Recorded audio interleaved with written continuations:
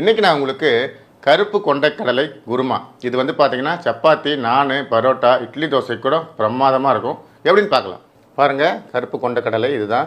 நான் வந்து இது வந்து 150 கிராம் வந்து வாங்கிட்டு வந்து கழுவிட்டு 10 மணி நேரம் இதை வந்து நீங்கள் ஊற வைக்கணும். அதாவது நீங்கள் நாளைக்கு செய்ய போகிறீங்கன்னா இன்றைக்கி நைட்டே வந்து ஊற வச்சிடணும். ஊற வச்சுட்டு அதுக்கப்புறம் குக்கரில் போட்டு இதை கரெக்டாக வந்து 8 விசில் வைக்கணும். 8 விசில் வச்சு வேக வச்சுக்கோங்க. உப்பு போட்டு இதை பாருங்கள், இப்போ அழகாக வந்து வெந்திருக்கு. இது பாருங்கள், தோல் அப்படியே அழகாக வந்தது பாருங்கள்.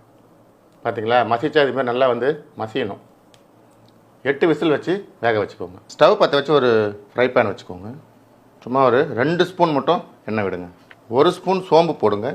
சோம்பு நல்லா வறுபட்டதும் வெங்காயம், 2 வெங்காயம், மீடியம் சைஸில் 2 வெங்காயம்.